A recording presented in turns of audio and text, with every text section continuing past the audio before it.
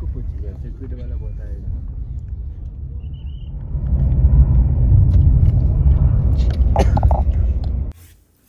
Hi friends, ఈరోజు అమర్నాథ్ వెళ్ళే వాళ్ళకి ఈ సోన్మార్గ్లోని శివగౌరి సేవా మండల్ వాళ్ళు పెట్టే భోజనాల గురించి నేను మీకు చెప్తున్నానండి. ఇక్కడ సోన్మార్గ్ నుంచి 3 కిలోమీటర్ల దూరంలో ఈ హెలిప్యాడ్ ఉంటుందన్నమాట. అక్కడ ఈ మండల్ వాళ్ళు ఏర్పాటు చేసిన భోజన చాలా ఇదనమాట. కుటీరంలాగా వేసి చక్కగా అక్కడ కైలాసంలాగా అక్కడ శివపార్వతులు అన్ని దేవుళ్ళు అక్కడ కొలువై ఉండి భలే బాగుంది. ఇక్కడ మనకి భోజనం పెడతారండి. పొద్దున టిఫిన్, మధ్యాహ్నం భోజనం, మళ్ళీ ఈవినింగ్ స్నాక్స్, మళ్ళీ రాత్రిపూట ఇలా డే అంతా నడుస్తూనే ఉంటుంది. భక్తులు వస్తూనే ఉంటారు, భోజనం అలా నడుస్తూనే ఉంటుంది. కానీ ఒక్క మెతుకు కూడా మీరు వదిలిపెట్టకుండా తినాలి. బాగుంది కదా అని ముందే ఎక్కువ వేసేయమంటే వాళ్ళు వేయరు. చక్కగా పొందిగ్గా పొదుపుగా మనం ఉన్నదంతా చక్కగా తినేటట్టు పెడతారనమాట. చపాతీ, భాజీ, ఆ తర్వాత రోటీ, అన్నము, ఆ తర్వాత చక్కటి మంచి సాలిడ్గా మనకి అసలు అన్నము లేకపోతే శరీరం నీరసించిపోయి యాత్ర అయితే మనం చేయలేము. మేము కూడా ఈ భోజనం కోసమే మేము హోటల్లో ఉన్నా కూడా అక్కడ మేము తినలేకపోయేవాళ్ళం అనమాట. నో ఆనియన్, నో గార్లిక్ కావాలి మాకు.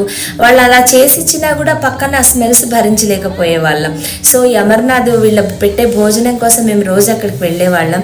ఇక్కడ వచ్చిన వాళ్ళు కూడా మనకెందుకు వాళ్ళు పెడతారు మనం తిందాం అనుకోకుండా చక్కగా చపాతీ పిండి కలపడం, చపాతీలు చేయడం, వడ్డించడం అలా భలే బాగుంటుంది. అమర్నాథ్ వెళ్ళే వాళ్ళందరూ కూడా అమ్మో యాత్ర చాలా కష్టం అది ఇది అలా చెప్పే వాళ్ళవేవి మీరు వినకుండా చక్కగా ఈజీగా వెళ్ళొచ్చిన వాళ్ళ కథలు వింటే మనం కూడా చాలా ప్రశాంతంగా ఈజీగా వెళ్ళొచ్చేసేయగలుగుతాము.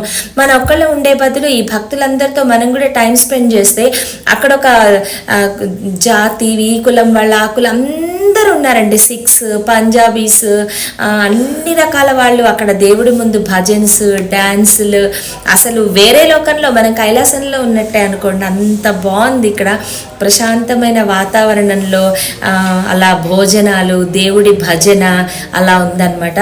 మీరు కూడా మనకి శక్తి కొలది మనకి తోచినది అక్కడ దానం చేసి వాళ్ళు పెట్టే భోజనం చేయొచ్చు. మాకు ఆ రోజు పెట్టిన భోజనం చాలా బాగుంది. ఈవినింగ్ 4:30కి దహీవడ అండ్ పాస్తా పెట్టారు. మేము పాస్తా తినాం కాబట్టి దహీవడ తిన్నాం అనమాట. చాలా చాలా బాగుంది.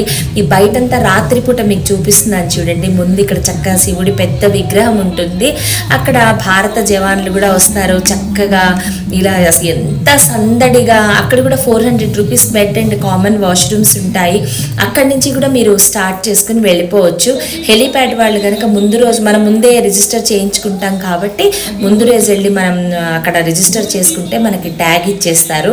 అది తీసుకుని మన స్లాట్ టైంకి మనం వెళ్ళిపోతే మనం అమర్నాథ్కి బయలుదేరిపోవచ్చు. ఒకవేళ మీరు ఆ స్లాట్కి వెళ్ళకపోయినా, మీరు ఆ రోజు హెలికాప్టర్ ఎక్కకపోయినా మీకు మనీ కూడా రాదు. మీరు ఇంకా ఆ రోజైతే మీరు వెళ్ళలేరు. మీ ఓన్గా మీరు వెళ్ళాల్సి ఉంటుంది అనమాట. సో టైం ప్రకారం జాగ్రత్తగా అయితే వెళ్ళాలి. వెళ్ళే ముందు లేదా వచ్చిన తర్వాత అయినా సరే చక్కగా ఈ శివనామస్మరణతోటి భజన్స్, డ్యాన్సులు, అసలు మనం వెళ్ళిన పర్పస్ ఏంటి, మనం ఎంత అద్భుతంగా యాత్ర పూర్తి చేయొచ్చు అంటే అంత బాగుంటుందన్నమాట. ఇది ఓన్లీ మనకి భోజనం కడుపు నింపడమే కాదు, అది చక్కటి అమృతతుల్యమైన ప్రసాదమై మనకి శక్తినిచ్చి మన యాత్రని చక్కగా సాగడానికి కూడా దోహదపడుతుంది. ఎవరో వెళ్తున్నారంటే మనకి ఎందుకు అనుకోకుండా వెళ్ళే వాళ్ళకి కడుపు నింపి చక్కటి భోజనం పెట్టి తాగడానికి నీళ్ళిచ్చి ఇంత చక్కటి దాన్ని మనకి సమకూర్చిన వాళ్ళకైతే మన కృతజ్ఞతలు చెప్పుకోకుండా ఉండలేము. మన శక్తానుసారం దానం చేసి చక్కటి యాత్రను మనం పూర్తి చేయొచ్చు. ఇది నేను సోన్మార్గ్ నుంచి వెళ్ళాం కాబట్టి సోన్మార్గ్ హెలిప్యాడ్ అండి. సోన్మార్గ్ నుంచి 3 కిలోమీటర్స్ అని చెప్పాను కదా, అక్కడ ఇది ఉందన్నమాట. మీరు ఎంత కావాలో అంతే పెట్టుకొని చక్కగా కడుపుని కొంచెం ఒక్క మెతుకు కూడా వేస్ట్ చేసినా వాళ్ళు అది కూడా తినేసి రమ్మంటారండి. కొంచెం కూడా వేస్ట్ చేయనివ్వరు. ఎంత కావాలో అంత పెట్టుకొని చక్కగా తిని సంతోషంగా ఆనందంగా అమర్నాథ్ యాత్రని మీరు కూడా ప్లాన్ చేసుకోండి, పూర్తి చేసుకోండి. Thanks for watching. Bye bye.